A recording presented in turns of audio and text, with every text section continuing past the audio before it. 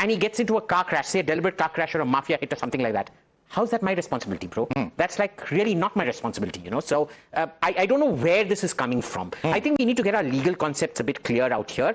Murderer of Gaza, this and that, these are rhetorical points. I'm not going to get into that. Okay. Let me bring in Ashok Kumar, Associate Professor of the University of Birkbeck. Ashok Kumar, the question is that legally speaking, India cannot be faulted. As per international law, there is no reason that India can be held accountable. Yes. But there are those who are raising the moral question about having been a guest of India. And India has, put out its own statements, following this incident. In fact, India has even visited the Iranian embassy here in the national capital. Your response to what's being stated by the previous speaker, Ashok Kumar.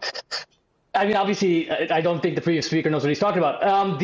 It's obvious that there's no legal authority the Americans had for torpedoing this ship because the war itself has not been sanctioned. It has no UN authorization.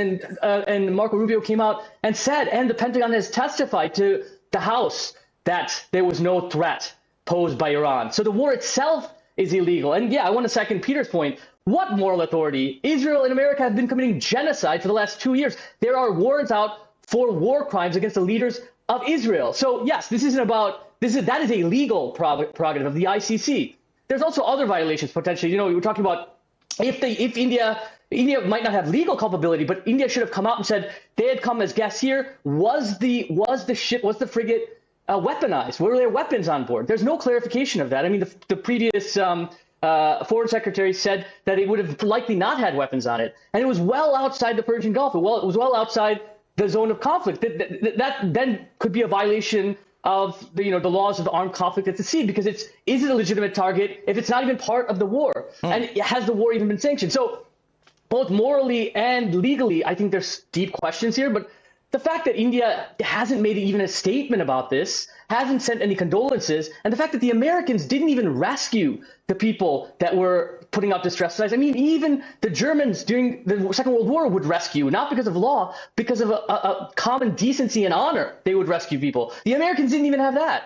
So it's shameful all around. Okay. Abhijit, quick response from you, then I go across to others. I was under the impression you were bringing serious academics here, not clowns. Please understand a UN authorization is not a requirement for a war. Let's not make this personal. No, let's be very clear. I'm requesting both of you. He's a clown. He's a worthless clown. One by one. Let's stick to the subject at hand. Is not no personal comments, to war. I really need to wonder how this man became a professor, number one. Second, unrestricted international warfare means that you can. No personal comments. I've just said that. Please, let's restrain ourselves. Let's take. It's a serious issue we are discussing. No need to make personal comments at all. I'm requesting both of you. Otherwise, I'll have to lower both your fingers. One by one now. Trash. Now, General Belgrano is the one known example of this, which Margaret Thatcher ordered attacked when it was outside the engagement zone. Why? Because she had already fixed the engagement zone, and the British attacked it when it was moving away from the engagement zone. That doesn't mean it's illegal.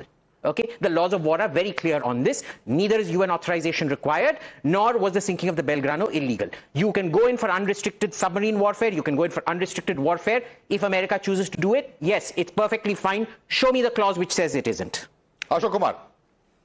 Article 2.4 of the UN Charter. You can't just unilaterally go to war. There was no threat of imminent danger. There was no UN authorization. This man doesn't know anything. God, this a clown. All you have to have is a big Twitter account and put you on television. What does this clown do? No. Language, please. Language. This is not done.